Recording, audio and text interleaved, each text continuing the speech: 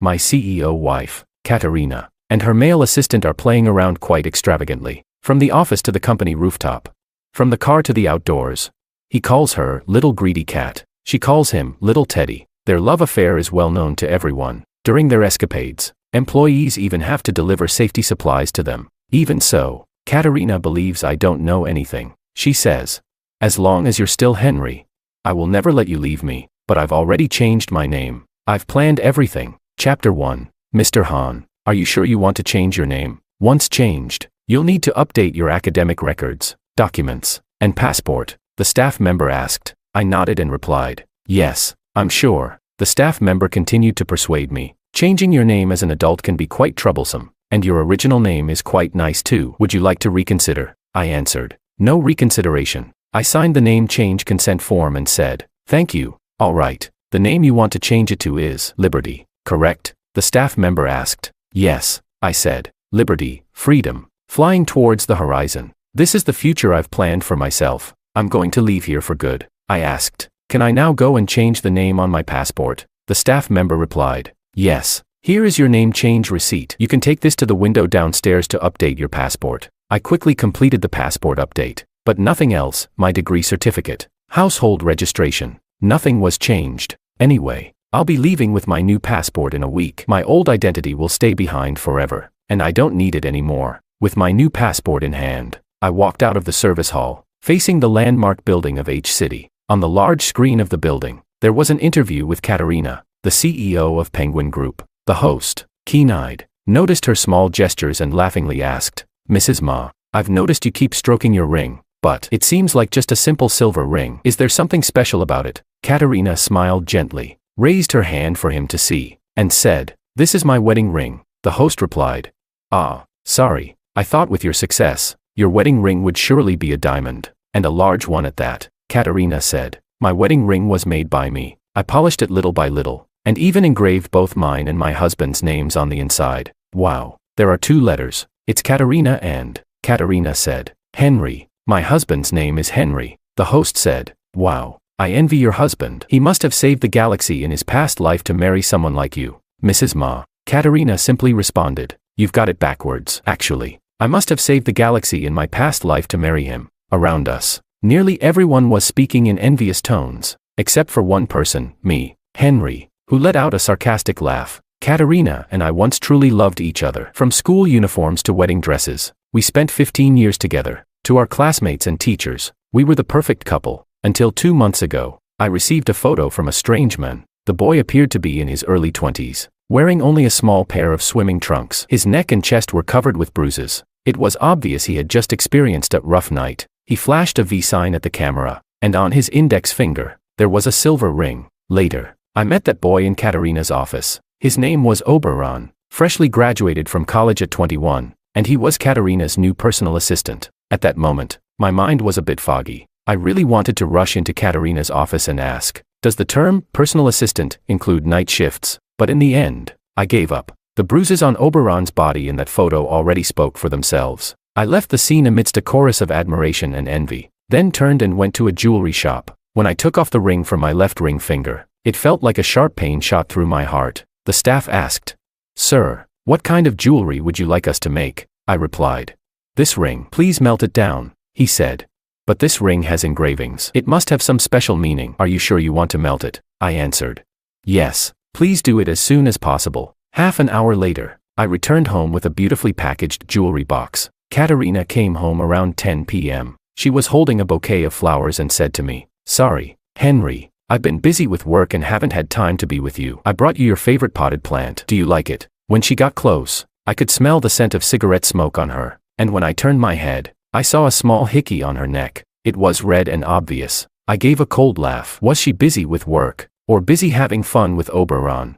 She asked, "Why aren't you saying anything?" I pushed her away and said, "I'm just a bit tired." She said, "Then let's go rest." I pushed her away again and said, "You're tired too. Go take a shower and rest early." Katarina reached out to hold my hand, but then she noticed something. She asked, "Henry, where's your wedding ring?" Chapter 2, I responded. "I took it off." She asked, "But this is something I made with my own hands. A proof of our love. Why take it off?" I vaguely answered, "I've gained some weight recently. and it's no longer the right size. Katarina's expression softened, and she smiled again. She said, then I'll take it to the jewelry store to resize it. I replied. We'll see. She asked, by the way, what's that on the table? Katarina pointed to a beautiful jewelry box on the table, and with some surprise, she asked, Henry, is this a gift for me? I nodded. Yes. Inside was a small silver block. I had melted our wedding rings and placed them inside. Katarina, however, cheerfully said, what day is it today? Did my husband prepare a gift for me? My heart sank again, more than half gone. I said, today is our wedding anniversary. Katarina's face instantly turned pale. She almost begged me, sorry, Henry, I've been so busy with work lately. How about we go out for dinner tonight? I'll make a reservation right now, I responded.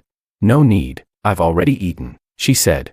Then how about we go out for a night walk, a stroll by the river? I'm tired. I want to sleep. Katarina, attempting to please me, wrapped her arms around my waist from behind and said, come on, Henry. It's been so long since we walked together. I've felt like you've been a little distant lately. If this keeps up, I'll start thinking my Henry has lost interest. Had I lost interest?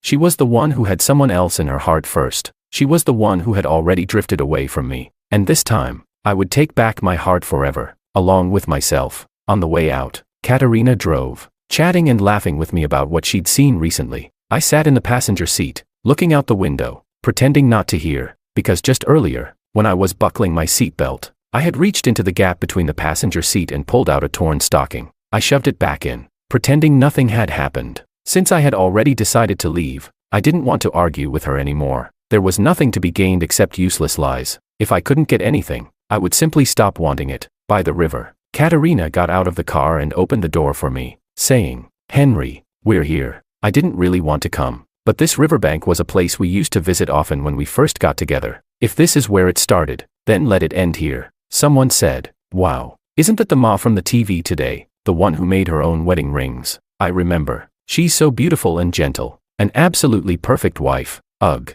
they're so sweet. Just then, Katarina's phone rang. She looked at me apologetically and said, sorry, Henry, it's work. Let me take this call. I'll be right back, I responded. Go ahead, she said.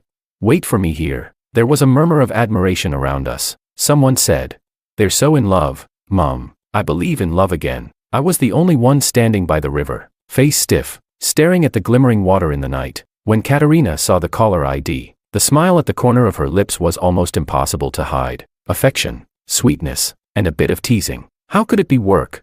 But I couldn't be bothered to expose her. It was a bit cold by the river, so I went back to the car to wait. On the car screen, Katarina's social media account was still logged in, connected to her phone. The chat history was still scrolling by. The person on the other end was called Little Greedy Cat Oberon. Katarina wrote, miss me. Little Greedy Cat replied, it's a bit lonely at night without you. Katarina responded, Little Greedy Cat, how many times is this not enough?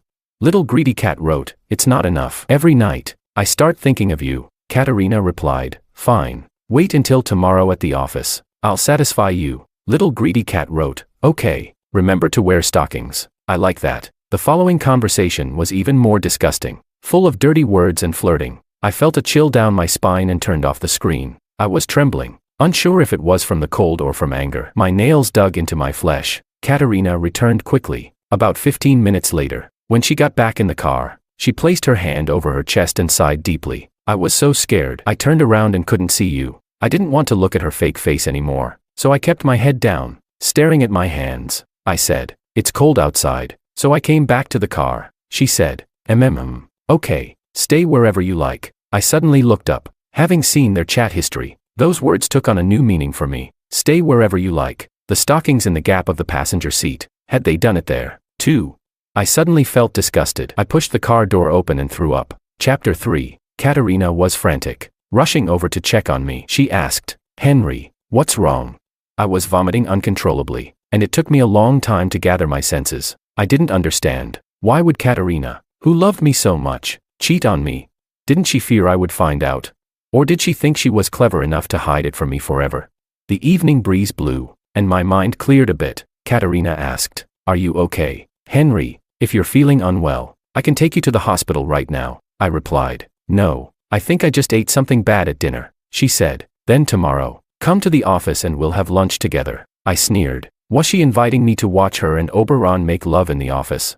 Suddenly, I had the urge to play a prank, so I said, "Sure, I'll come with you to the office tomorrow morning, accompany you at work, and we'll have lunch together, then we'll go home together at night." Katarina didn't expect me to agree. Her expression became hesitant, and she said, "But I've been really busy lately. I might not be able to stay with you the whole time. You do your work. I'll wait for you in your office." Okay then. Back at home, Katarina offered to draw a bath for me. She went into the bathroom but strangely closed the door behind her. I went downstairs, sat back in the car, and started the engine. The screen immediately displayed the latest chat log. Katarina had written, "The situation has changed. We can't meet at the office tomorrow." Little greedy cat replied, "I'm a bit disappointed." Katarina, "Don't be disappointed, little pervert. Tomorrow we'll do it on the rooftop. Even more exciting." Little greedy cat replied, "Yay." When I returned to the bedroom, Katarina had just come out of the bathroom. She said, "Henry, the bath water's ready. You should soak for a bit." I replied, "No, I want to rest." She said, "Okay, then sleep if you're tired. By the way, that gift you left on the table, can I open it now?"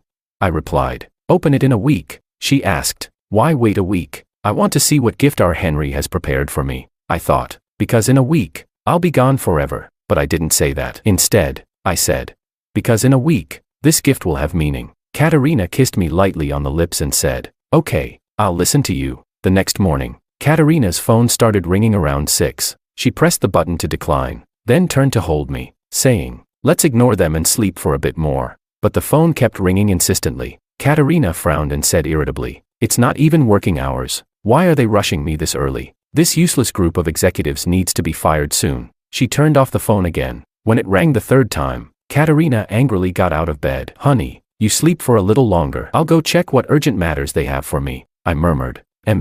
I turned over, my back facing her. Katarina left the bedroom with the phone. But soon, I saw her figure outside the front door. There was a delivery man in yellow standing outside, handing her a package. Katarina took it, but when she came back, her hands were empty. I asked her, "Is there something serious going on at the company?" Katarina replied, "It's fine, honey, don't worry, just rest. I'll make you breakfast." I wasn't sure if it was guilt or genuine concern for my stomach, but Katarina made an extravagant breakfast. Milk, eggs, bread, jam, and my favorite oatmeal. She said, "From now on, you can't eat junk food. I'll hire someone to come every day to cook for you." I replied, "No need," she said. "Be good, honey, you have to listen to me. Otherwise, I won't feel at ease going to work." I responded, "Katarina, can I ask you something?" "Sure, ask away." I put down my knife and fork and asked casually, "Do you believe in the 7-year itch?" Katarina immediately showed a look of disgust and said, "That's just an excuse for other women to cheat. I'm different. I will only love our Henry in this lifetime." I chuckled. "You'll love only me for your whole life?" She replied, "Yes." I asked, "Then what if you fall in love with another man?" She said, "Then let me be struck by 5 lightning bolts and die miserably." I gave a sarcastic laugh and said, "Such a heavy oath. Aren't you afraid it will come true?" She responded, "I'm telling the truth. Why should I be afraid?" I picked up my knife and fork again, spreading jam on my bread. Katarina said, "Honey, you have to trust me." I simply replied, "Let's eat." She said, "You still don't trust me. Do I need to cut open my heart for you to believe me?" I answered, "There are still people waiting for you at the company. Don't be late." Katarina finally relaxed, sitting across from me and saying, "Let them wait longer. A bunch of useless people. I'll fire them soon enough." I asked, "Fire him? Would you really do that?" I said him, not them. I wasn't sure if Katarina heard it or not, but she replied, "Except for you, I have nothing I would hesitate to give up." Chapter 4. After breakfast, the two of us headed to the company together, but I really couldn't stand sitting in the front seat, so I insisted on sitting in the back. I said, "I get motion sickness. The back seat is more comfortable and I can get some fresh air." Katarina didn't push me any further and said, "All right, I'll try to drive more smoothly." When we arrived at the company entrance, Katarina jogged over to open the car door for me. As I got out of the car, I was once again surrounded by employees during the rush hour. A few executives even jogged over, flattered and said, "Mr. Han is here.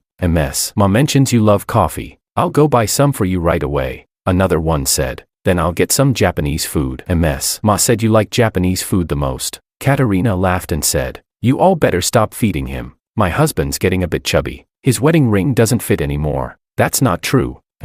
Ma. He looks slim to me." "It's the ring. It must have shrunk."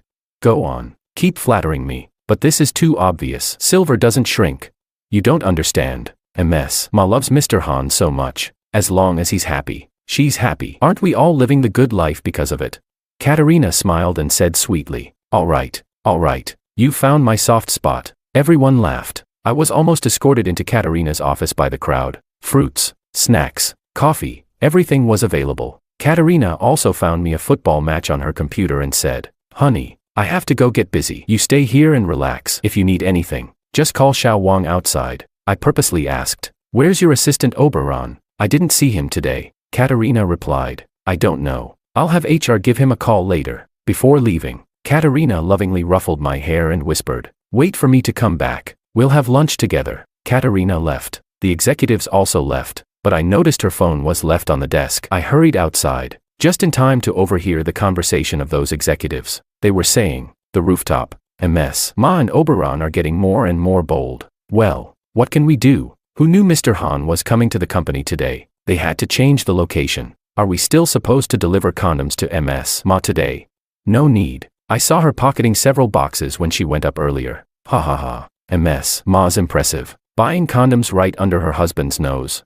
Just call a courier. It's so convenient now. They can buy anything. I suddenly understood. The persistent phone calls this morning were from the courier. She had placed an order early in the morning for the courier to buy condoms, apparently preparing for the rooftop meeting today. They continued chatting. I wonder if a few boxes will be enough. Last time, Ma and Oberon spent a whole day and night in the car. And the next day at work, Ma was walking funny. If they run out, just send more. As subordinates, we have to serve our boss well. Weren't you just saying we should serve Mr. Han well? The other person replied, what does he understand? A cup of coffee can win him over. Someone like Ma, with her status, doesn't everyone have a few puppies on the side? It's normal, as long as her husband doesn't find out. True, he looks so honest. It shouldn't be hard to hide it from him. Just then, Katarina appeared. She said, don't talk nonsense in front of my husband. Got it? The executives nodded repeatedly. Got it, Ma. We understand. One of them asked, Ma, why did you bring Mr. Han today? You and Oberon still have to hide on the rooftop, and we have to be so careful with what we say around him. Katarina glared at him and said, Henry is my husband. If he wants to come, he can come. No need for you to comment on it. Yes. Katarina then sternly warned, take good care of Henry. He had a bad stomach yesterday. Don't let him eat anything cold or raw. And if anyone dares to talk about me and Oberon, I'll have them pack up and leave immediately. Understood?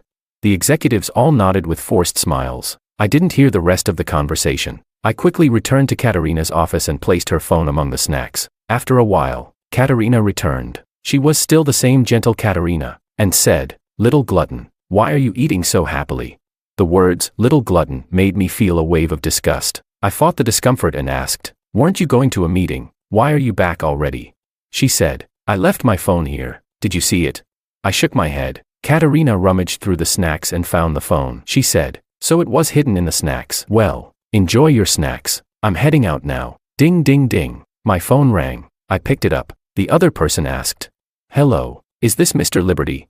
Yes, this is he. Mr. Xiang, your flight to Norway, scheduled for a week from now, has been successfully booked. Just bring your passport with you when you board. I asked, do I need to bring any other documents? No, just the passport will be fine. Okay. I hung up, and Katarina, puzzled, asked, passport, honey, what do you need a passport for?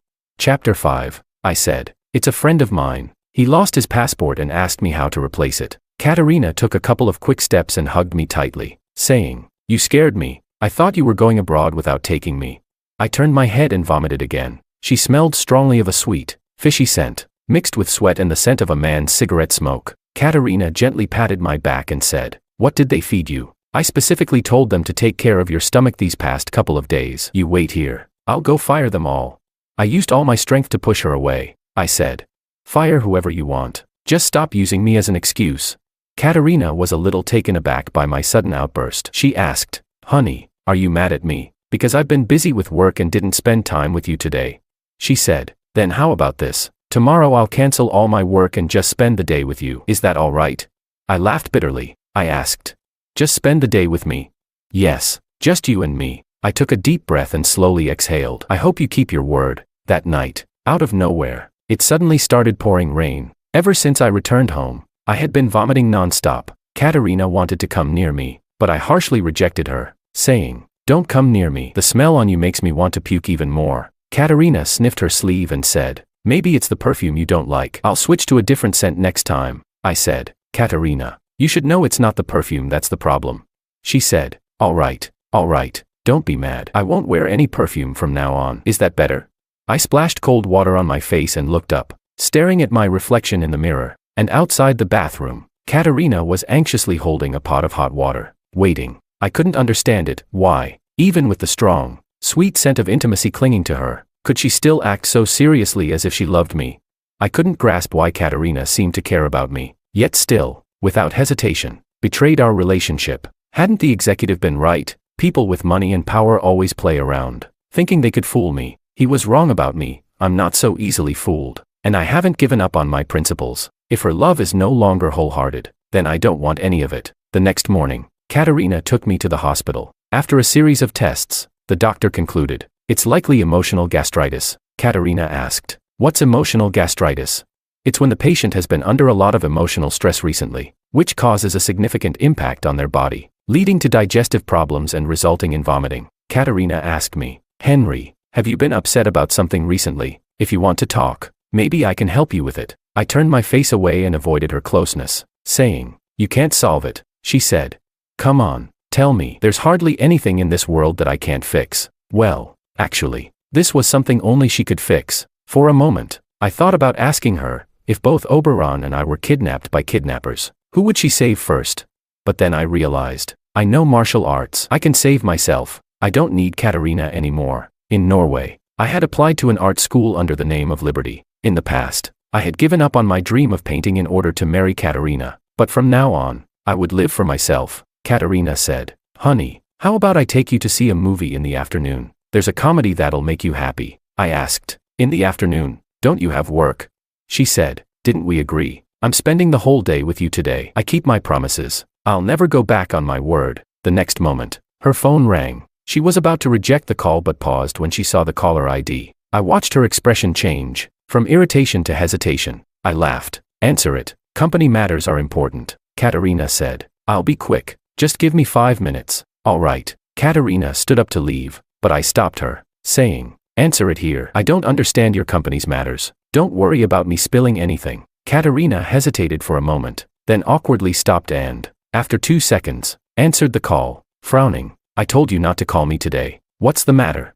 I could faintly hear a man's voice complaining on the other end. Katarina spoke cautiously. "All right, I understand. Wait a moment." She hung up and apologized, saying, "Henry, there's an important document at the company that I need to sign. The manager has already brought it to the hospital and is downstairs. I'll sign it and be back in half an hour." I nodded. Katarina practically ran out of the consultation room. The doctor smiled and said, "Mr. Hahn, MS. Ma really loves you. She even put her work aside for you. Is that so?" I forced a smile. "Sorry, doctor. I need to use the restroom." Of course. Chapter 6. As I left the consultation room, I saw Katarina rushing down the stairs, not waiting for the elevator. She really went downstairs, but the floor below was the obstetrics and gynecology department. Buzz. My phone vibrated. Message from Oberon, "Mr. Hahn. I'm so sorry. She probably won't be able to accompany you today. One phone call, and she'll come running to me." I opened the image Oberon had sent. It was her ultrasound report. She was pregnant with my child.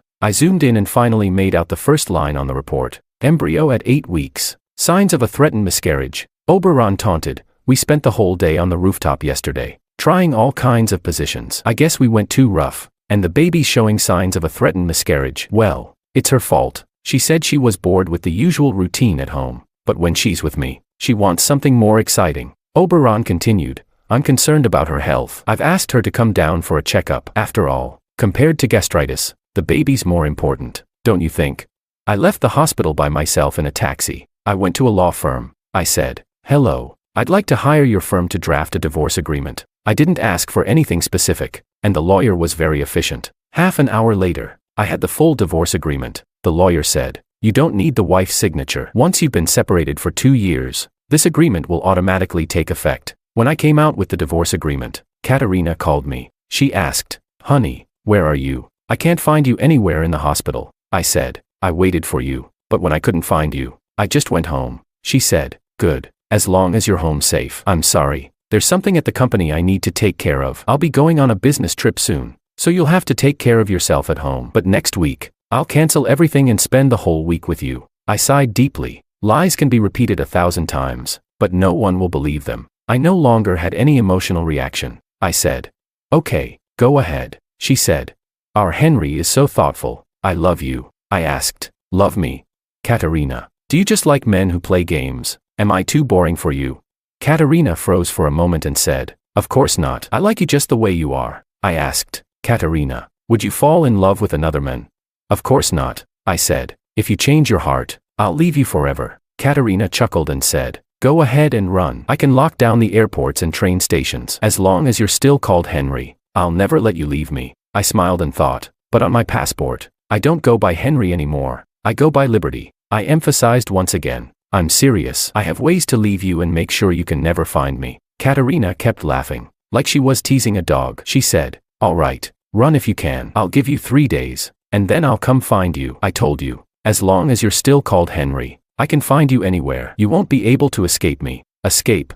I laughed. Let's see if she's right. Chapter 7. There are 3 days left before my flight. Oberon sent me a picture of Katarina at a barbecue on the beach. He wrote, "To celebrate the closeness of our love, we're vacationing in the Maldives." I didn't reply. He had just gathered a few close friends for a final gathering. After all, it might be the last time they meet. I enjoyed the gathering. 2 days before the flight, Oberon sent another picture of Katarina reading a book. The book was titled The Baby's Early Education Guide. Oberon wrote, "New moms are really focused on their baby's education. She's already researching early childhood education." I still didn't reply. I went to the bank, exchanged all the money in my account for euros, in cash, and cancelled all my bank cards. 1 day before the flight.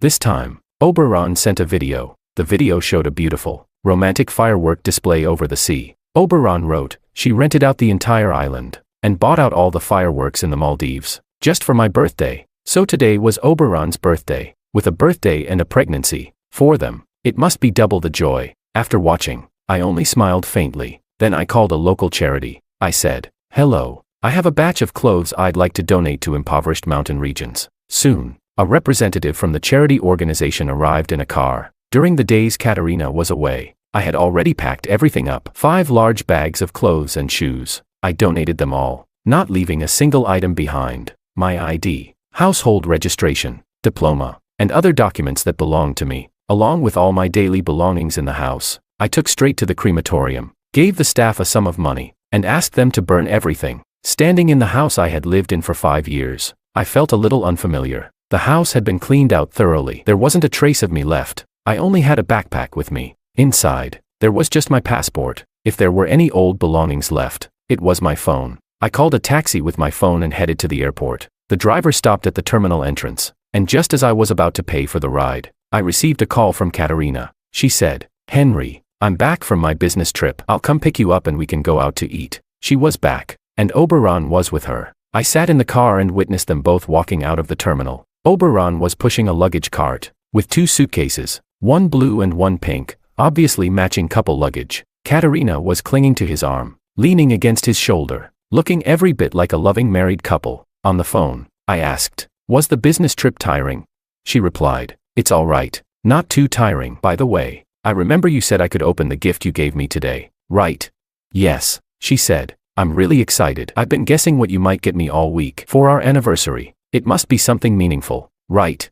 I responded, "Very meaningful. You'll see when you open it." She said, "All right, I'll be home in about 2 hours. 2 hours would be enough. By then, my plane should have already crossed the border." I said, "Okay." She said, "I'll see you soon. Love you, Henry." I hung up, and I saw Oberon frown in displeasure. Katarina stood on her tiptoes and kissed him on the lips, as if to comfort him. The driver reminded me, "Sir, you haven't paid yet." I turned my attention back to him, scanned the payment QR code, and transferred all the money in my WeChat account to him. The driver looked startled and said, "Sir, you've entered the wrong amount. It's 130 yuan, not 13,000. Let me refund you." I said, "No need." As I pushed the car door open and got out, "I won't need it anymore. Thank you for bringing me here." He replied, "No worries. It's my job, and you've paid the fare, so I had to bring you here." I said, "That's different. You brought me here, to the rebirth road of my future." I got out of the car, turned off my phone, took out the SIM card, and casually threw it in the trash can. Then I gave the phone to a young child nearby.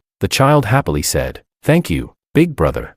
I smiled and patted her on the head, saying, "You're welcome." The child's mother felt awkward and said, "Such an expensive item, we can't accept it." I asked, "Are you going abroad?" "Yes, we're going to Africa to find her father." I smiled and said, "Then take it. You might need it in Africa." She said, "All right, thank you." I waved goodbye to them. Safe travels. The broadcast was making an announcement. "Liberty, please make your way to gate H23 for boarding. Your flight is about to depart." I held my passport tightly, took one last look back, and resolutely walked toward the gate. Chapter 8. Katarina hung up the phone, seemingly unaware of any changes. But Oberon, on the other hand, wasn't very happy. He said, "The days when you belong to only me are coming so soon. After that, we'll have to hide and sneak around again." Upon hearing this, Katarina gave him a slightly warning tone and replied, "Don't let me sense anything unusual, or you know the consequences." Oberon sighed and said, Fine, I know. You've said it 100 times already." When Katarina saw that he was even more upset, she lowered her head and tried to comfort him. "All right, I won't say it again." Oberon shook his head and said, "You need to make it up to me." Katarina replied, "I'll apologize. How about I buy you a pair of sneakers? Which one do you like?" Oberon raised his head and said, "Let's go back to the company before you go home. Let's do it one more time." Katarina hesitated slightly and replied, "I've already told Henry I'll be home in 2 hours. There won't be enough time. You could just say there was traffic on the way. After all, the airport highway is always congested." Katarina glanced at the time and was still unsure. Oberon then pulled her in and kissed her lips. At first, Katarina pushed him away, but soon, the push turned into an embrace. After a passionate kiss, Katarina's fire was ignited. She whispered with a teasing laugh, "Little glutton." Oberon smiled and said, "Let's go back to the company, just for one last crazy time." Katarina didn't respond. Instead, she quickly grabbed his hand and headed for the parking garage. Oberon chuckled, The luggage. Katarina replied, "Forget it." In the car, they had a playful moment before heading back to the company, where they spent another 2 hours in madness. When it was finally over, Katarina remembered to call me. "The phone you are trying to reach is turned off." Katarina felt something was wrong. "I never turn off my phone." Oberon happened to bring her a cup of coffee and, without any reservation, pulled her into his arms. He said, "Why are you in such a rush? It's just that your phone ran out of battery." Then, he tried to please her. "I made the coffee for you. Do you want me to feed it to you?" Though life seemed the same as before, Katarina couldn't shake the feeling that something was off. At first, she couldn't pinpoint it, but soon she felt like something was missing, and even the temperature of the coffee was a bit off. Frowning, she stood up and said, "Forget it. Bring me a cup of hot tea instead." Oberon leaned in again and asked, "What's the matter? Do you want to change the flavor?" The word again made Katarina uncomfortable. She lowered her voice and said, "Stop it. I'm not in the mood right now." Oberon replied, "You're just overreacting. He's at home by himself. What could happen?" This time, Katarina became a little upset. She said, "Go and change it. Don't make me repeat myself." Oberon didn't say anything else and immediately went to do as she asked. His role was that of a gentle and obedient puppy, always doing what she wanted without arguing. When the assistant came in with the schedule, they were just as meek and didn't dare make a sound. He said, "Ma, you have a meeting this afternoon, and it's almost time." Katarina originally planned to go home, have dinner with me, and then return to the company to work. The timing was perfect for that, but now, most of the time had been spent fooling around with Oberon, and with the meeting about to start, she didn't have time to go home anymore. She glanced at the work schedule and without lifting her head asked, "How much longer until the afternoon meeting?" The assistant quickly calculated the time and reported, "About an hour." Katarina stood up and said, "I need to go home for a while. If the meeting has already started by the time I get back, don't wait for me. Just proceed as usual." She didn't explain why, simply picked up her car keys and walked out, without even bothering to call the driver. This caused Oberon to feel a sense of urgency. He hurried over to the office door and blocked her way, saying, "Aren't I here with you? Why do you need to go see another man?" Katarina wasn't in the mood for idle conversation and pushed his hand away, saying, "Don't say such things again." Oberon, displeased, said, "No, I don't want to share you with anyone else." The moment those words were spoken, the most nervous person in the room was the assistant. They looked around frantically, wishing they could just jump out of the window. It was the 40th floor, after all, but at least it would be over. Katarina turned her gaze to Oberon, her expression serious and stern. Her voice also carried a warning as she said, "I've told you from the very beginning to understand your position. Henry is my husband, and that will never change." Chapter 9. Oberon fell silent, frustrated but unwilling to speak up. He knew that both the title of husband and Katarina's wealth would eventually be his. But as they say, haste makes waste. So he reluctantly decided to endure for now. Katarina had not been home during the day for quite some time. As she stood in the familiar villa, she felt a strange sense of unfamiliarity mixed with freshness. The saying, absence makes the heart grow fonder, probably applied here. Henry, I'm back. She called my name cheerfully as she walked through the yard and entered the living room. The flowers and plants in the yard were neatly trimmed, and the interior decorations were just as they had always been, spotless and elegant, reflecting the owner's taste and style. This was all my doing. Katarina wanted to embrace me and say, "You've worked hard, darling," but as she looked around, she couldn't find me anywhere. So, she asked the housekeeper, "Where's Mr. Hahn? Has he gone out? At this hour, I should have been home." The maids exchanged glances. Unable to answer, they said, "We haven't seen him this morning." Katarina frowned. "You don't even know if he had breakfast?" None of them responded. They all thought to themselves, "Shouldn't you, as his wife, know where he is? What are you asking us for?"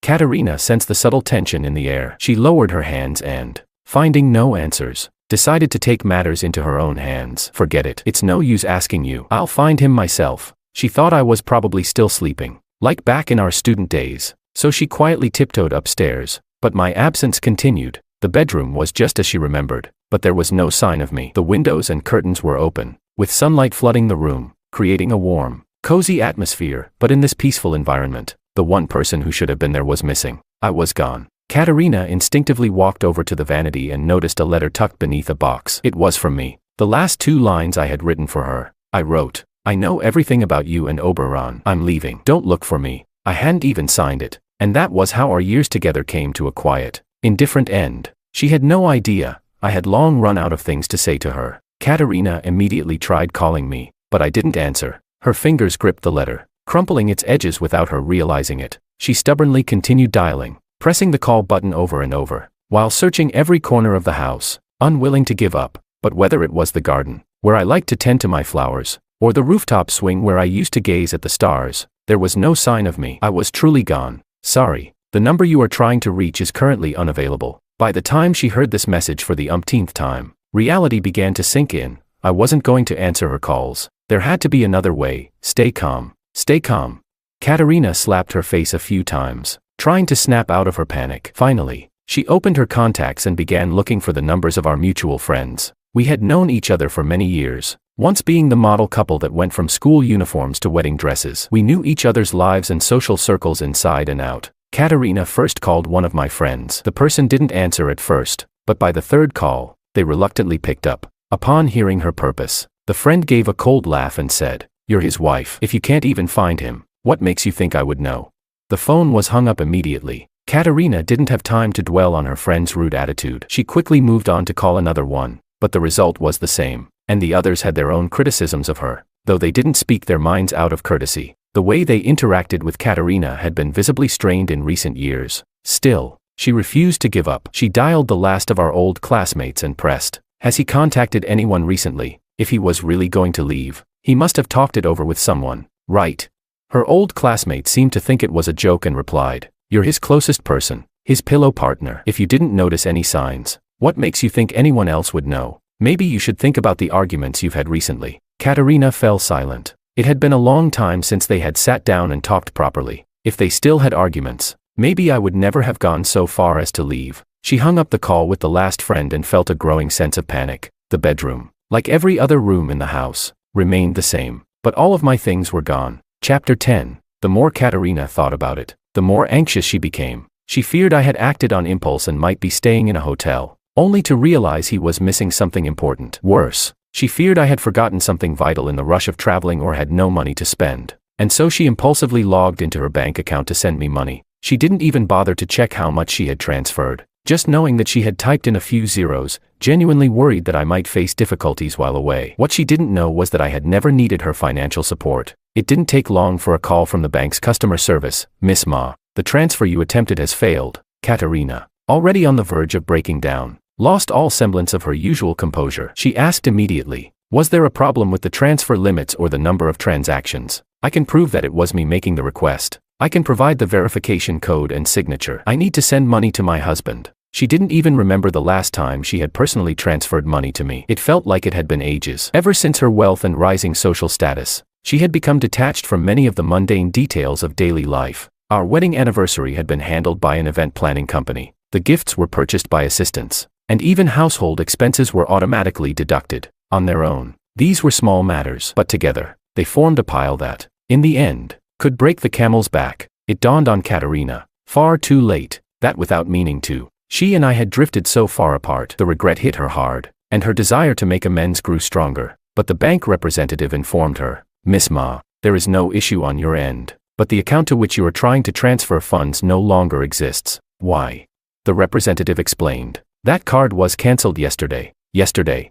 Katarina repeated her question in disbelief, and after receiving confirmation from the representative, she hung up the phone, exhausted. She put her hand to her face and let out a sob. If only she had called me even once these past few days, she would have noticed something was wrong, but she hadn't. Now, it was too late. An hour passed quickly, but Katarina was no longer focused on work. She spent her time frantically searching through my social media accounts, hoping to find some trace of me. Perhaps, she thought, I had shared something online under an alias. Katarina didn't use social media much, but she remembered my account name. No matter which platform I used, I always called myself Big Orange. She first opened WeChat and found that our chat history had long since stopped, frozen on a past day. As for my account, it had been deactivated. Where my profile picture once was, there was now only a gray default avatar. It felt like a punch to her chest. She moved on to search for Big Orange on other platforms, but the result was the same. Either the user no longer existed, or the account had clearly been taken over by someone else. She spent hours scrolling, searching tirelessly. Eventually, she found only a few scattered posts where people had shared my messages.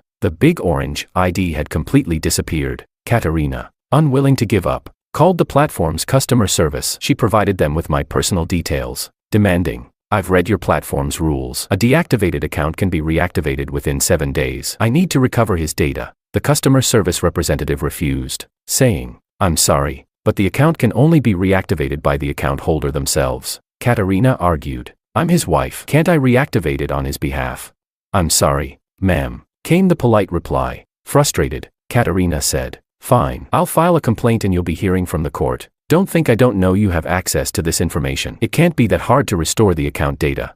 The representative responded calmly, "Feel free to do so." They were used to dealing with difficult customers and were unshaken by her threats. Knowing that any legal process would take time and effort, Katarina, seeing that her threats had no effect, felt a sudden wave of defeat. She hung up the phone and quickly reached out to a contact at the platform. Asking for help in a more measured tone, she said, "I understand your policy, but my husband is missing. Before he disappeared, he took nothing with him, not even his social media accounts or bank card. If you can't help me recover his data, I'll truly have no leads left. Please, I'm begging you." Chapter 11. Katarina rarely humbled herself, but for me, she had no choice but to do so. Luckily, after confirming that her husband was indeed missing, the platform's representative relented and agreed to help her. She was finally able to access my social media account. My profile picture was a painting I had done, conveying a quiet, serene vibe that perfectly matched the sense of calm my username, and the account itself, gave off. I wasn't a very talkative person, but unexpectedly, I had documented our life online over the years. I was one of the first users of the social platform, and my earliest post came soon after we had started dating.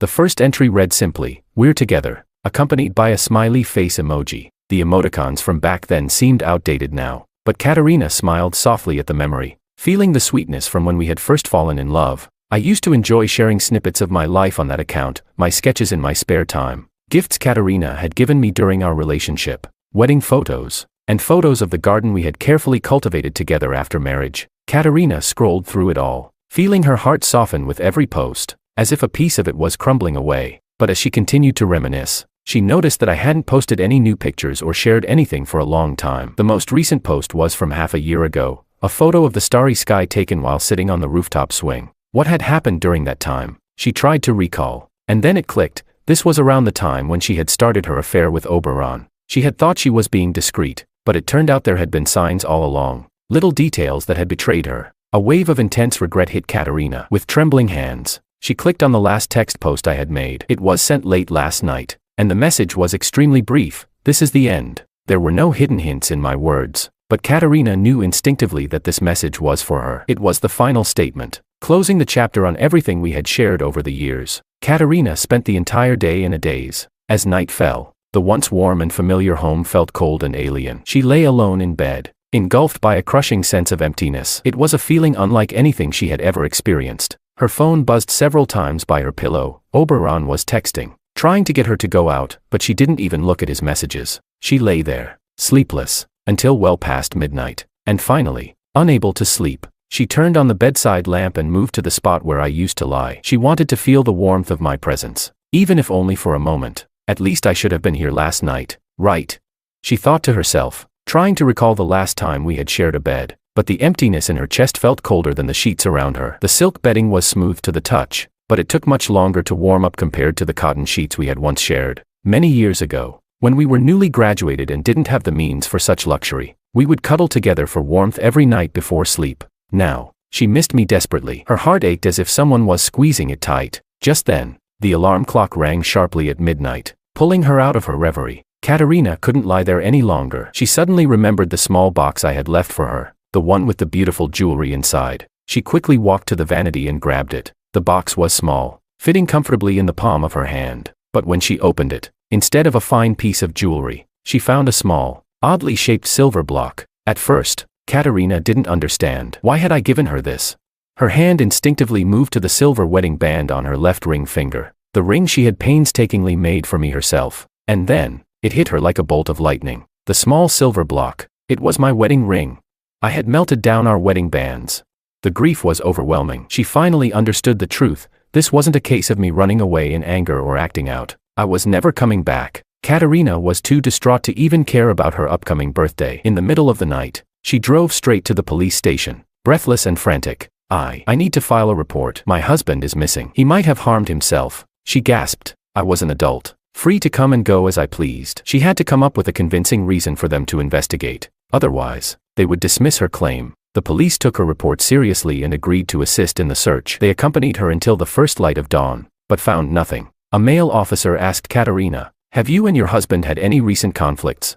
Katarina hesitated before answering. "No, our relationship has always been good." The officer, experienced and perceptive, immediately sensed she was hiding something. He warned her, "If you truly want to find your husband, you need to tell us everything. Otherwise, we can't help you." Katarina, blushing deeply, finally confessed, I've been seeing someone else. I think he found out about it." Chapter 12. This should have been proof of her charm, but in that moment, Katarina belatedly realized how humiliating her actions had been, especially considering that it was for this reason that I had left her. The male officer asked bluntly, "So your husband left because you cheated on him?"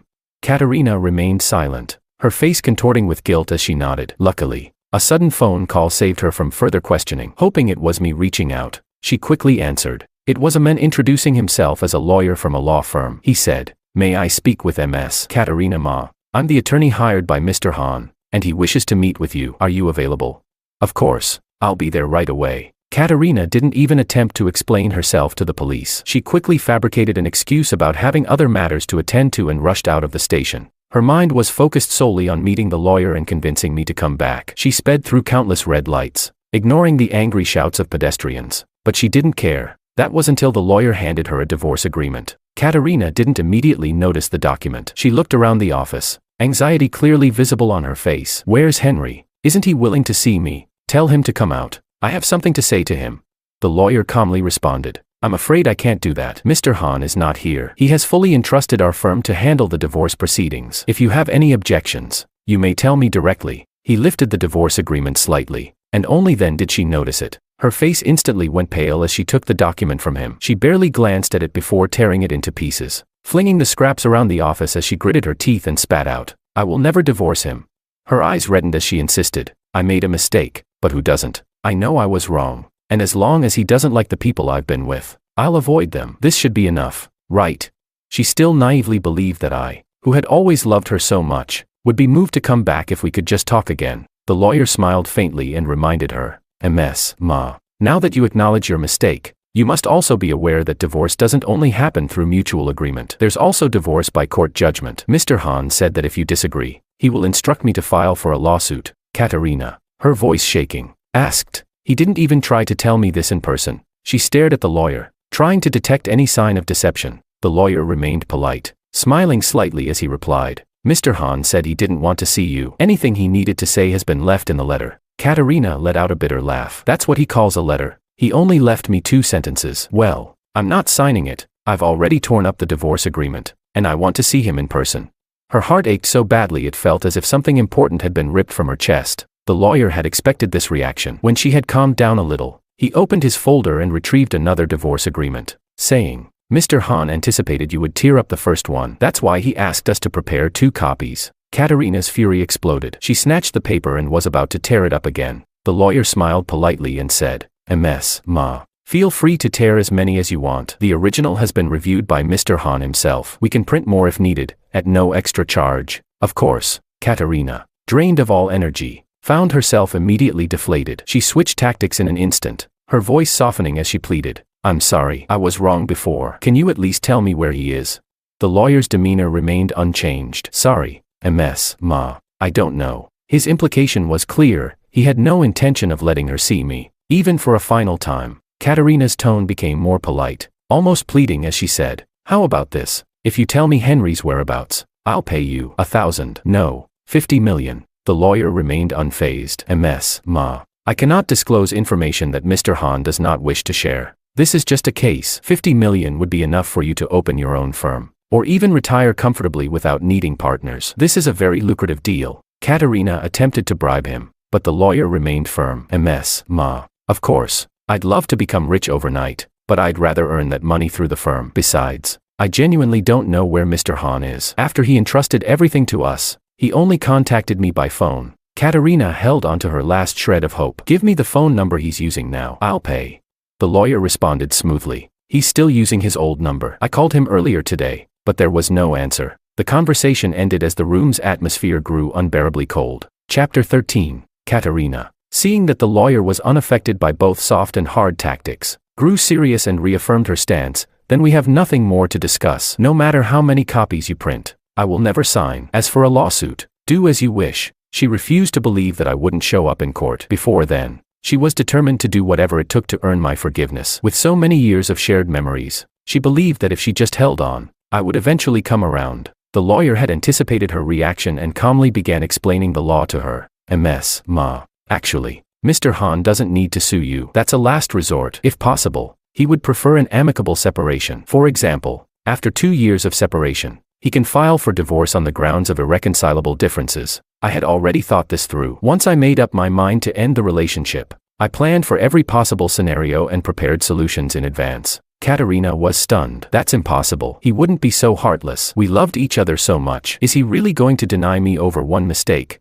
She conveniently forgot about everything she had done over the past months, including her neglect of me. The lawyer wasn't concerned about her feelings. He simply reiterated the facts. MS, Ma. Your personal opinion doesn't change the law. If you think it's unfair, you can always sue the law itself. Katarina, stubborn as ever, insisted. So, if I find Henry during this time and make up with him, that will solve everything. The lawyer smiled but said nothing, knowing full well her efforts were futile. Just as Katarina was at an impasse with the lawyer, her phone rang. It was the police. MS, Ma. Based on the information you gave us, we've pinpointed the last location of Mr. Han's phone signal. Can you come here? I'll be there right away. The divorce issue was temporarily forgotten. Katarina had never heard of the location the police mentioned. She quickly plugged the address into her GPS and sped off. When she arrived, she was met with a barren plot of land, surrounded by trash, with no buildings in sight, except for a few half-finished ones. The police were searching the area. This sight deeply wounded Katarina. Her mind raced, conjuring images from countless crime dramas, and she almost fainted from the shock. One of the passing officers helped her. MS, Ma. Calm down. Barely holding herself together, Katarina asked in a shaky voice, where is he? Have you found him? She feared the worst, thinking I had taken my own life, and in that moment, regret overwhelmed her. Had she known things would end like this, she wouldn't have called the police, claiming I was in danger. But I wasn't in danger, I had just left. Katarina's voice cracked. It's all my fault. He didn't disappear. He just doesn't want to deal with me anymore. It's my fault, she rambled, clearly in a state of shock. The officer who had been helping her, still perplexed by her words, handed her a bag and said, MS, Ma. We didn't find Mr. Han's phone, but we found a SIM card. Could you check if it's his? It was then that Katarina snapped back to reality. Is it just the SIM card? Where's the phone? The officer shook his head. We've searched the area, but there's no sign of the phone. Emotionally drained, Katarina took the SIM card from the evidence bag. She inserted it into her phone and tried turning it on. Curious, she wondered what I had felt when I left her, and whether there was any part of me still holding on. The screen remained black, clearly out of battery. Katarina felt her resolve nearly snap, but she kept herself together long enough to ask the police, "Could I borrow a charger? I'll charge it in my car and return it right away." The officer didn't question her further. After checking with his colleagues, he borrowed a portable charger and handed it to her. "See if this works." The SIM card has been exposed to water for a while. The wasteland was overgrown with weeds, and even though it was late autumn, dew still clung to the plants. Katarina refused to accept the possibility of my phone being ruined. She prayed quietly as she charged the phone, and, perhaps because her prayers were sincere, the screen flickered to life. The first thing she noticed were the missed calls, almost all from her. Then came a flood of unread messages from Oberon. She had always believed there was no connection between the two of us, but here it was. Oberon's tone in the messages was completely different from how he acted in front of her. Chapter 14. The messages read, "Henry, you know Katarina well. She's sentimental and can't let go. As long as you're willing, she can follow you forever. But I think it's best we clear the air. Love doesn't have a ranking, but I think if she had met me first, you two would now be no more than old classmates. Men should know how to have fun in relationships. Being too honest just makes you boring to women. Youth may not be everything, but Katarina has high needs in that area, and I'm at the age to satisfy her better than you can. Ding ding ding. This is the necklace Katarina made for me and gave to me herself. Henry, you must understand. We truly love each other. If you agree, I'll leave the house to you as part of our breakup settlement, because Katarina will give me a new one." There were many more messages like this, short, crude, and brimming with a familiar scent of tea. Oberon couldn't stop mentioning my name, and constantly referenced his age in relation to Katarina, as if it were some sort of justification. Katarina's face grew colder with each word, and her heart sank as she scrolled up. What she discovered made her blood run cold. Oberon hadn't just sent messages. He had sent pictures, photos of Katarina with gifts he had demanded, screenshots of her money transfers, 520, 1,314 amounts, and even more intimate photos of her sleeping with him beside her. Katarina's stomach churned. She felt disgusted beyond words. The officer who had lent her the charger saw the messages too. A sneer formed on his lips as he looked at her with growing disdain. It was clear to him that Katarina was not just holding on to the hope of reconciliation with me, she was trying to build a new life with someone else. Only Katarina seemed to believe that hiding it from me was proof of her love. She was trembling now, unable to even recognize herself in these images of betrayal. She took a deep breath and handed the portable charger back to the officer, her face empty of emotion. "I want to go home. Please continue searching for Henry." She couldn't bear to call me her husband in front of anyone anymore. On the drive back, she called Oberon. Her voice was colder than it had ever been. "Where are you? Come to my place. There's something we need to discuss in person." Oberon was overjoyed. "When?" "Right now," she replied. Katarina ended the call, drained, with no strength left to face any more of the mess she'd created. She had no intention of going to the place she'd arranged with Oberon. Just the thought of it made her want to vomit. She hadn't had a sip of water since yesterday. Oberon, however, was faster than she was. By the time she got home, he was already there, acting as if he were the man of the house, barking orders at the servants without a care. "Take down those paintings. They're awful. If you're going to hang something, buy some expensive ones. Who wants these ugly things? Oh, and the carpet needs to be replaced. I'll give you the brand later. It has to be the most expensive custom-made one. I don't want my friends thinking I'm lying to them. Pull up the flowers outside too, and get me the most expensive ones." He was giving instructions like a king, walking around with a sense of entitlement, pinching plants and throwing leaves aside like it was nothing. Only when he saw Katarina did he stop. A grin spread across his face as he ran toward her, eager to please. "Where have you been? Have you figured out where you want to go to celebrate? I think we should stay here. After all, I'm the man of the house now, right? By the way, where's the chef? I want to order some food." To Katarina, Oberon had always seemed like an amusing distraction, a boyish figure who wasn't really bad, just a bit vain and spoiled. She'd never expected more from him and had enjoyed the adoration and the youthful energy he provided. But now, standing before him, she realized just how terribly wrong she had been. Her gaze turned icy as she asked, "What are you wearing?" Oberon, completely absorbed in his fantasy of becoming the new master of the house, didn't notice anything off. He even twirled around, showing off the outfit. "I found this in the closet. What do you think? Does it look good on me?" I looked around and this was the only thing that fit. Katarina's fury flared up instantly. "That's Henry's sleepwear. He's never worn it before." Chapter 15. Oberon completely misunderstood her intentions. Grinning, he tried to embrace Katarina, saying, "Isn't this more exciting, Katarina? What are you doing?" Before he could finish, Katarina had had enough and tore the sleepwear off him with a force that left him stunned. She ignored his cries, only stopping once the garment was tossed onto the floor. She didn't look at him even once during the whole scene. The servants, merely there for their jobs and wages, had no desire to witness such a spectacle. They all quickly fled the room, heading straight for the yard. Oberon was first startled, but when he realized no one else was around, he gave a knowing, smug smile. "Oh, so you want me again? I understand," he said, moving toward her to embrace her once more, not even attempting to hide his intentions. Their relationship had always been about physical attraction, nothing deeper. He had never felt the need for any sense of shame. As long as he could satisfy her desires, he'd be able to gain access to her wealth and status. Whether she saw him as a toy or a lover didn't matter, as long as he could secure the role of her partner and live in luxury. But Katarina's reaction was nothing like what he expected. She pushed him away with disgust,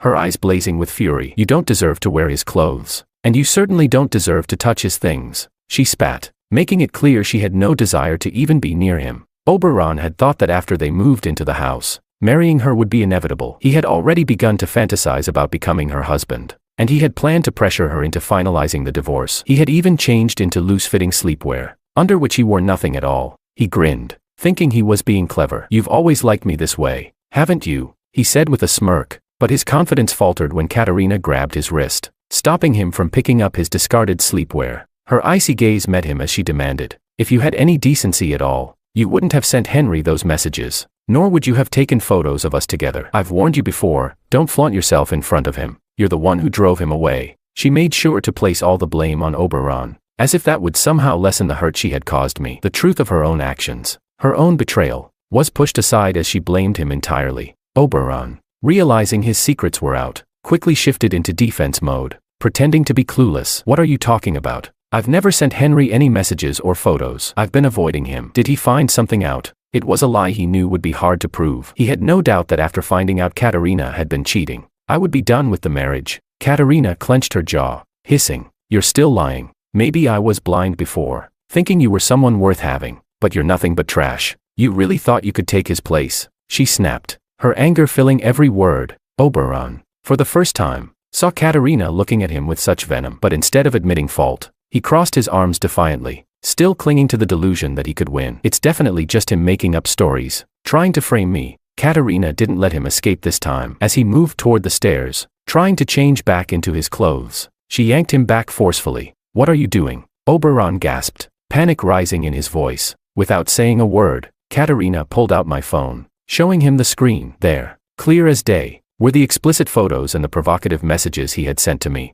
Oberon's face went pale when he saw what she had, and he muttered, "Wasn't he supposed to talk to you about the divorce directly?" As soon as the words left his mouth, he realized his slip-up. He scrambled to cover it up, saying, "I didn't mean to lie. I was just trying to protect you. If I didn't love you, I wouldn't have risked everything." Katarina cut him off with a laugh tinged with bitterness. "Is it really love? Or is it my identity and the Ma family's money you're after? You know the answer better than anyone." She regretted everything now, the decision to push me away for someone like him. Her anger was too much to bear, and she let it all out. Oberon was still clinging to his fantasies, unwilling to let go of what he thought he had earned. He grasped her sleeve desperately, pleading, "Don't you see? I'm sincere. You know I've always been sincere," he continued, trying to justify his actions. "Do you really think Henry loved you? A man who loves you would get jealous, but he never cared. I was just trying to help you see the truth. That's why I sent those photos." "Shut up," Katarina interrupted him, her voice cold and final. She was done with his excuses, done with the lies, and most of all,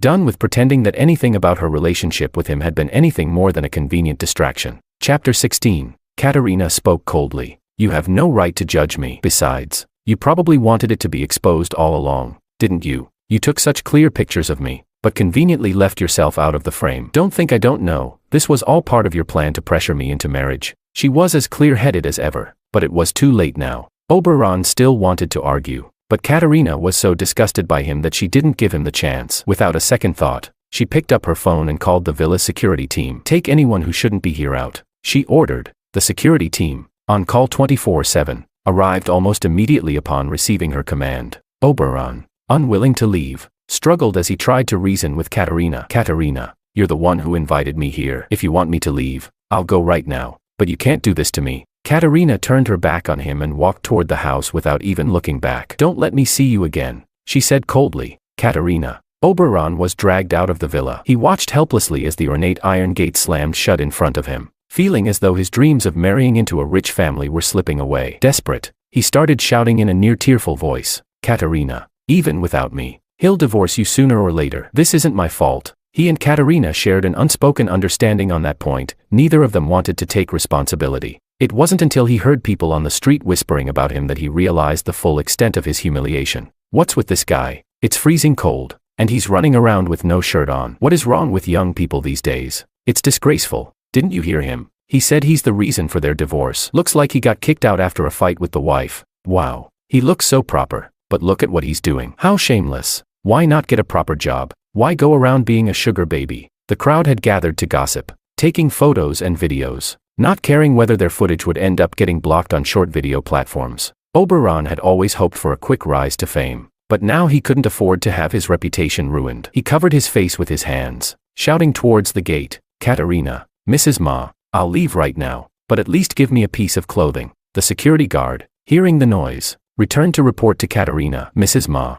Mr. E. He was cut off mid-sentence by Katarina's sharp command. I don't want to hear about him again, she snapped, her voice dark with annoyance. Her mood was visibly soured, and the security guard wisely remained silent, not daring to provoke her further over a troublemaker who had caused chaos in her home. Outside, Oberon was screaming in vain. Seeing Katarina's heartless rejection, he discarded his pitiful, weak persona and began shouting insults like a common street thug. You think I actually care about you? If you hadn't made it so easy, do you think I would have bothered with you? You'll regret this. Women are all the same, disloyal. You keep saying I'm your one true love, but you've been running around with other men behind my back, haven't you? Don't act all sentimental and fool yourself. He was no longer pretending to be anything other than the arrogant man he truly was. Curious bystanders, originally just drawn to the spectacle, stopped in their tracks to listen when they heard such explosive accusations. Oberon, realizing just how deeply he had embarrassed himself, reddened in the face, then, furious and humiliated, shouted, What are you looking at? I'll call the police. It was a weekday, so the only people passing by were either retirees or neighbors checking out the commotion. His usual intimidation tactics didn't work on them. Some of the bystanders, eager to get their say, responded immediately. You think we want to see this? You're out here playing the sugar baby, ruining someone's marriage, and now you're getting kicked out like this. Just go home already. Why stay here making a fool of yourself? Yeah, no self-respect at all. People should at least have some dignity. If he had any shame, he wouldn't be out here making a spectacle of himself like this. Shame? It was nothing but a useless concept to Oberon. This was the second time in a single day that he had been publicly humiliated like this, and he was seething with anger. He tried to lash out at the people mocking him. Who says I'm a sugar baby? Who? One of the passers-by responded with a laugh. If you're not a sugar baby, then what are you? If she cared about you, would she let you walk around naked like this? Just a plaything. You really think you're something more? The houses around here are worth a lot of money. Guess you didn't get the money you hoped for. Huh? You're just losing everything. These last few words cut deep, and Oberon's face turned an ashen gray. He had no more bravado left in him. He walked away in defeat, as the jeering voices of the crowd echoed in his ears, feeling like his dreams of grandeur had been shattered for good. Chapter 17. A man who had recently divorced his unfaithful wife, filled with rage and resentment, stepped in front of Oberon and shouted, What's wrong with you? You're young, why not do something decent instead of playing the homewrecker? TSK. Sugar baby. Oberon, unwilling to back down, retorted, Look at you, old man. You're too much of a failure to even be a sugar baby yourself. Are you calling me one because you got cuckolded by your wife, and now you're bitter about it?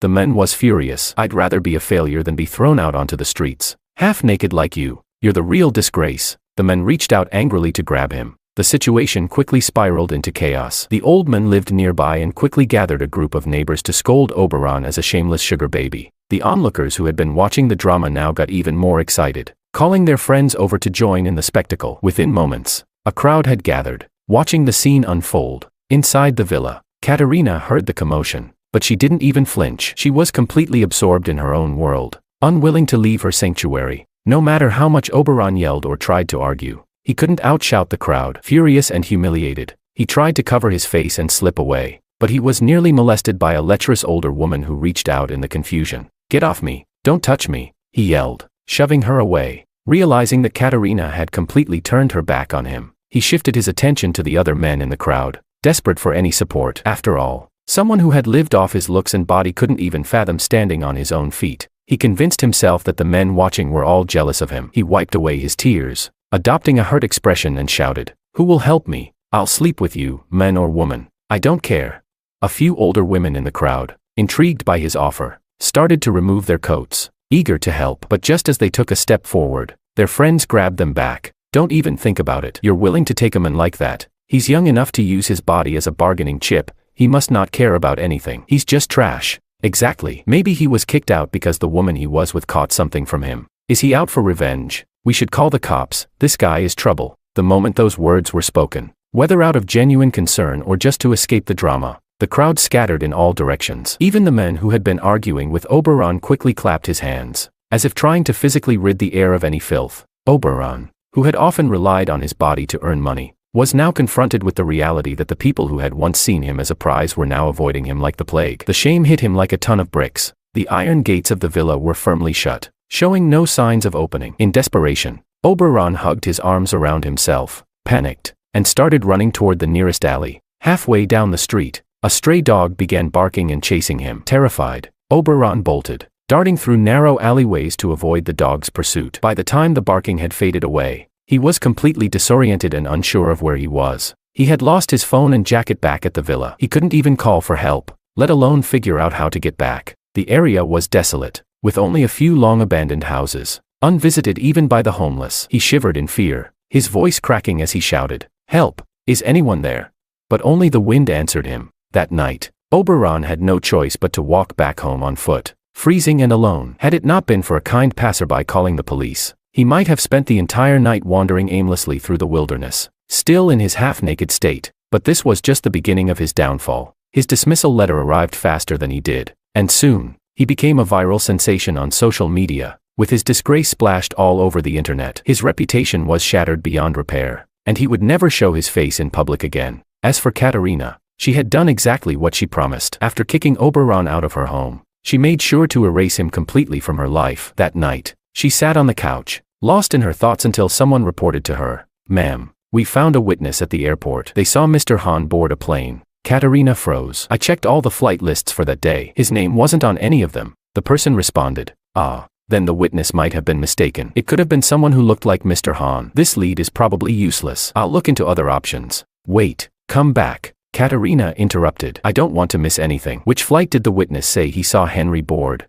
The person replied, "It was probably the flight to Norway." Katarina immediately sprang into action, her eyes flashing with resolve. "Book me a flight to Norway right now." She grabbed her passport and rushed out the door without even changing her clothes, determined to follow the lead wherever it might take her. Chapter 18. Katarina was frantic. However, getting a visa and booking a flight were not things that could be done on a whim. It wasn't until 3 days later that she finally stood on Norwegian soil, having contacted the embassy and local police to track down my whereabouts. She knocked on the door of the apartment, calling my name as she barged in. The landlord, who was in the middle of tidying the room, immediately blocked her way and suspiciously asked, "Who are you?" "I'm looking for Henry," she said. Realizing that I hadn't used my English name here, she quickly corrected herself. "He's my husband. We had some misunderstandings, and I need to talk to him." The landlord waved her off dismissively. "There's no one by that name here. He goes by Henry." "Please, check again," she insisted. The landlord remained firm. "My tenant's name is Liberty,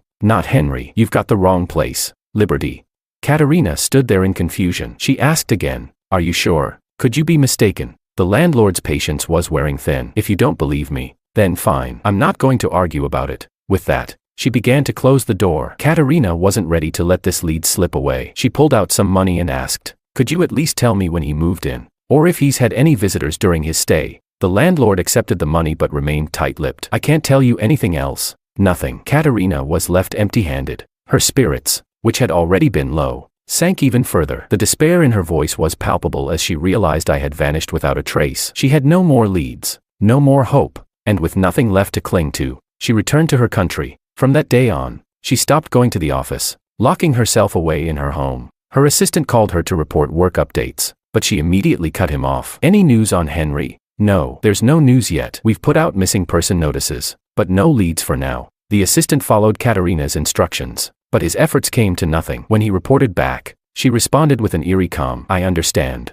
she said simply, ending the call without any further words. Over the next few days, the assistant called regularly to provide updates, but her responses grew shorter and shorter. At first, she would acknowledge and ask for further action. Later, she only muttered an indifferent in reply. The assistant began to feel uneasy. He feared that Katarina might have suffered a breakdown and was planning to isolate herself completely. He quickly contacted her parents for help. Katarina's parents, upon hearing that something was wrong with their daughter, rushed to her home. The servants were still following the routines I had set up before I left. Everything in the house was orderly, except for the absence of its owner. My mother, clearly anxious, stopped one of the servants and asked, "Where's my daughter? Why hasn't she come out?" Normally, Katarina would have greeted them warmly, but today, she hadn't even bothered to make an appearance. They had called her in advance, but she hadn't answered any of their calls. The servant pointed upstairs, her face grave. "Miss Katarina has locked herself in her bedroom. She told us not to disturb her." My mother's worry deepened. "Has she left the room at all?" The servant shook her head. "No, she hasn't." "What about meals? Did you bring her anything?"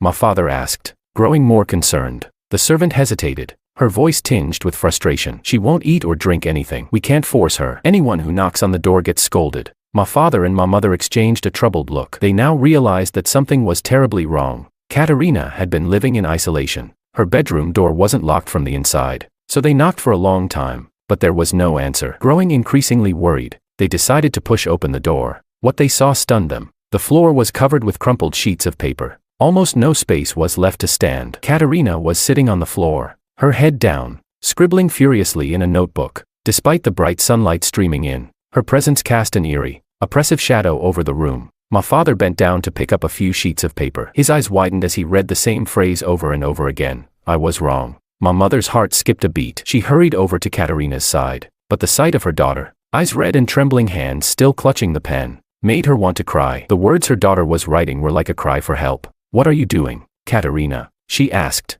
her voice breaking. My father snatched the paper and pen out of her hands, his voice filled with disbelief. "What's the point of writing this over and over? We know everything. How could you do something like this?" Katarina's tears flowed as she looked up at her father with a mixture of shame and guilt. She raised her hand to cover her face, her voice muffled. "It's all my fault. I betrayed Henry. I couldn't resist the temptation, and now I've lost him. I'll finish writing all of this and show him how sorry I am." Her parents were left speechless, heartbroken, and helpless, as they watched their daughter continue to write her apology in vain, trapped in a cycle of regret and self-punishment. Chapter 19. The papers scattered on the floor were made of the same material as the ones I had left for her. Katarina had taken the notebook I hadn't finished using from the study and moved it to her bedroom. She spent day and night writing for several days straight. At that moment, time seemed to lose all meaning. My mother, her eyes filled with tears, implored, "Henry doesn't want to see you. Even if you fill the entire room with apology letters, what good will it do? You should say these words to him directly." Katarina paused and thought for a moment, acknowledging that her mother had a point, but she was already trapped in her own thoughts, unable to escape. She lifted her bloodshot eyes and insisted, "He will know. Once I finish writing all of this, he will forgive me. He will understand my sincerity." Her voice was hoarse, but there was an unusual fervor in her tone, and her eyes gleamed with an unsettling intensity. Mid-sentence, she suddenly grabbed the notebook back, her trembling hands continuing to scribble on the pages as she muttered to herself, "I was wrong. You will forgive me, won't you? Once I fill all these pages, you will come back, and you will forgive me. I'm so sorry." Katarina repeated these words endlessly. My mother, seeing her daughter descending into madness, helplessly begged, "Please, I'm begging you, stop writing and not eating or drinking. If you keep this up, you'll die." But no matter how much she pleaded, Katarina remained unmoved. She tried to take the notebook away, but her strength wasn't enough to stop her daughter. In the end, my father, unable to watch any longer, came up with an idea. He said, "You want to apologize to Henry, right? You need to let him know how you feel. There's a missing persons show running right now. You should sign up and apologize to him on camera in front of the audience." The show was gaining popularity, and with Katarina's status as a talented young woman, it would definitely attract attention. Perhaps I would see her confession somewhere in the world. Katarina immediately signed up, and by using additional funding, she secured a spot on the latest episode. The production team, sensing the gossip potential from her marital issues, ramped up their promotional efforts. By the time the episode aired, it was already generating buzz. Katarina didn't bother to hide her emotions, but for the sake of the show, she made an effort to freshen up and put herself together. Before she left, she even wore the first dress I had bought her after our marriage. Back then, our relationship was strong. Every day before leaving the house, We'd exchange a good morning kiss in our embrace, but as time passed, those beautiful moments had been shattered by her own actions. The studio audience was packed, all there to witness this scandalous event. The host, sensing Katarina's exhaustion, subtly probed for the cause of her marital breakdown, but to his surprise, she was direct and open from the start, confessing everything. She said, "I came here to apologize to my husband. I broke my promise when we were together. I told him many sweet things, believing we'd grow old together, our love never fading. But I couldn't resist temptation and made a mistake. As for our marriage, all the blame lies with me. I cheated first, and that's why he left. Today, I'm sitting here, just hoping that he'll give me a chance to ask for his forgiveness." Katarina spoke with genuine remorse, clearly explaining her feelings toward me. By the end of her confession, she was nearly choking on her tears. The production team, eager to capitalize on the drama, promoted the video widely. It quickly spread across the internet, sparking discussions on various forums. Some netizens even tracked down my past artwork and uncovered the identity of Oberon, the third party. But despite the flurry of voices, none of the information related to me surfaced. Katarina waited for several days, and when nothing came through, she forced herself to call her assistant. "I remember there's a video section on the company's official website. Can you upload my apology video there? No time limit, keep it up until we hear from Henry." This was essentially a public humiliation, not just for her but for the company as well. The assistant hesitated, feeling that this was too much, but didn't dare argue. He only asked, "Should we put it on the main site or the branch office site?" "Both." Katarina replied coldly, not satisfied. "Also, buy ad space on social media. I want this on the front page, domestic and international. Anyone who has information about him can contact me, and put my personal number on there too." What started as a typical missing persons notice had turned into a media sensation because of my identity and the story behind it. Katarina believed that by taking this step, even if I saw her looking so tired and worn out on the program, I would choose to call her and talk things through. But I never contacted her. Even though she kept her phone on 24/7, with the volume at its highest, I never reached out. A few days later, the first call from an unknown number arrived. The voice on the other end asked, "Is the reward for the lead on the missing person notice still up for grabs?" "Of course." Katarina responded quickly. The caller said, "All right, then send me 100,000, and I'll tell you where I saw him yesterday." "You saw him yesterday?" Katarina asked, her voice shaking with hope. "Yes." "Now send the money," came the reply. Without hesitation, Katarina transferred the money. Chapter 20. Katarina's sanity had long been crushed by boundless despair. Only when the mysterious caller vaguely gave her an address in China did she bitterly hang up the phone with a forced smile. It was no surprise that the person had lied to her, but she didn't pursue it. She simply didn't have the energy left to care. After that day, similar calls came non-stop. Every caller claimed they had seen me in some place, and they demanded varying amounts of money in exchange for information. Katarina knew that many of them were nothing more than scammers, but still, she sent money to each of them, desperately clinging to even the faintest hope that one of them might be telling the truth. But the so-called rewards were swallowed up by the void, not even causing a ripple. Katarina didn't care. The hope, however small, was all that kept her going. Even when some callers insisted on face-to-face meetings, she would still go, driven by the smallest shred of hope. There were also some men who reached out to her, but they were nothing more than opportunistic parasites, clearly after something else. They openly said things like, "Miss Ma, I've got a lot of guys on standby. If you're lonely, we can all keep you company." These were the men who peddled their bodies for a living. Katarina immediately dismissed them with one word: get lost. After that, even the people trying to deceive her stopped calling. Her phone lay silent all day, quieter than she was. A month passed in this way, but then, something happened at home. One afternoon, the maid, who had been knocking on Katarina's door for some time without receiving a response, grew concerned. There was no sound of her telling them not to bother her anymore. Cautiously, she pushed open the door to check. What she saw made her heart stop. Katarina was unconscious, lying on the carpet, barely breathing. It was a critical situation, and the maid immediately called an ambulance. My father and my mother, who arrived at the hospital in a state of shock, looked far older than they had just a month ago. They anxiously waited outside the emergency room, appearing as though they might collapse any moment. But the doctor brought more bad news. The patient's fainting was caused by dehydration and malnutrition. Moreover, she miscarried. This is a case of severe mental illness, and if she doesn't get treatment soon,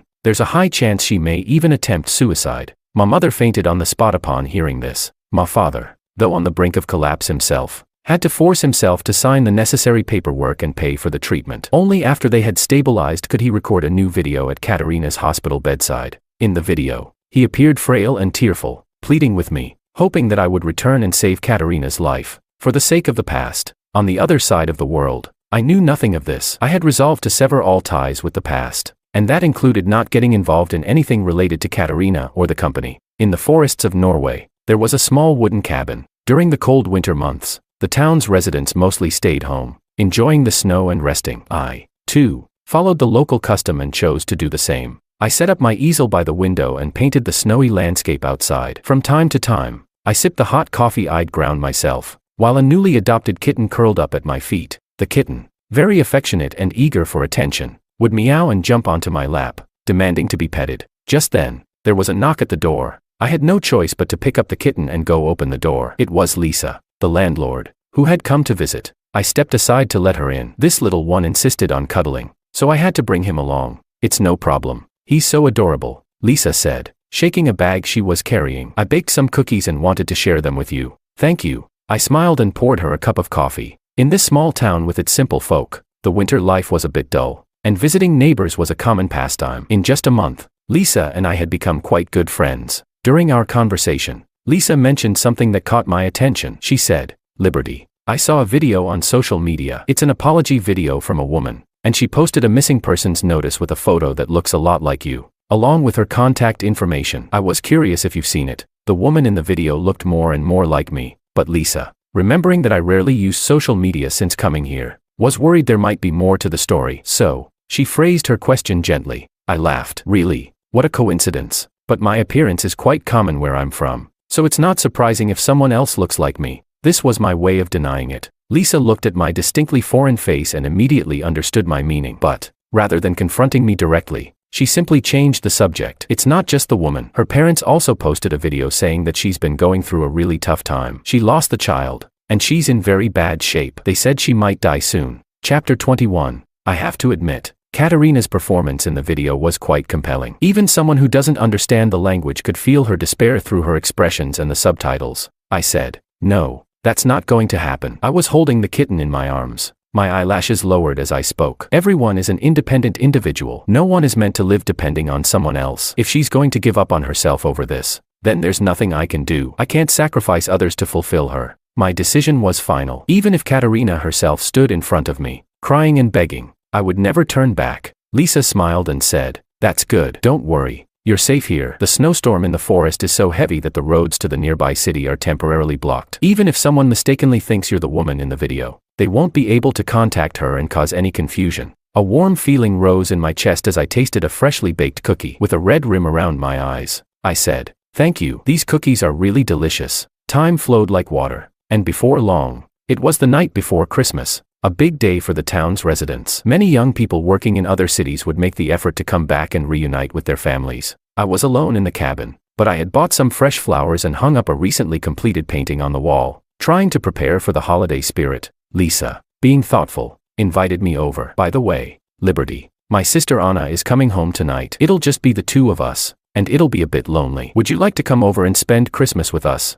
Since there were no other plans, and I didn't see a reason to refuse, I picked out a few flowers, grabbed the kitten, and brought a pot of hot coffee with me as I headed over to Lisa's place. Lisa lived alone and was quite happy to have someone her age to keep her company. She looked around at the decorations scattered throughout the house and, with a slight embarrassed smile, said, "All these decorations are from Anna. She said she would help me set up when she came home, but it seems like it's just us now." The Christmas tree was nearly 2 meters tall, standing beautifully beside the fireplace, but putting the star on top was a challenge. I shrugged and said, "No worries. Just give me a chair and a stool. I'll do it." Being taller than Lisa, I stood on the stacked stools, tiptoeing just enough to reach the top of the tree. Together, we quickly decorated it, and the tree looked festive and cheerful. Lisa sighed and muttered, "I really don't know what's going on with Anna. First, she forgets the string lights, then she's been gone so long without bringing anything back. I just hope she's not lost somewhere." I glanced at the clock and said seriously, "It's still early. She can make it back in time for the turkey." "Oh my God,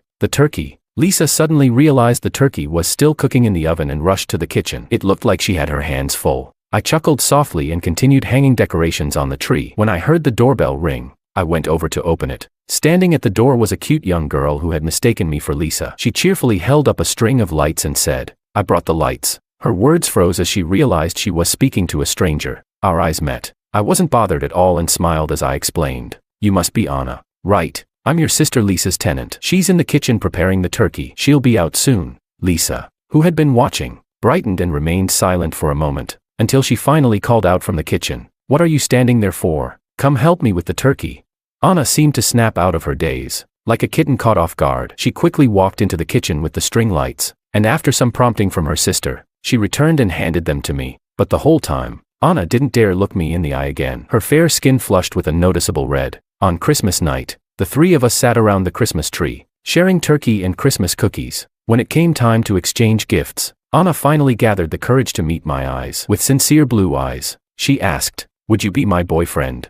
There were no embellishments or clever words, just the simplest confession. I pushed the Christmas gift I had prepared for the two sisters toward them and said, "I'm sorry, but I think I'm going to leave here soon." "Where are you going?" Anna asked, her eyes wide. I replied, "To somewhere far away."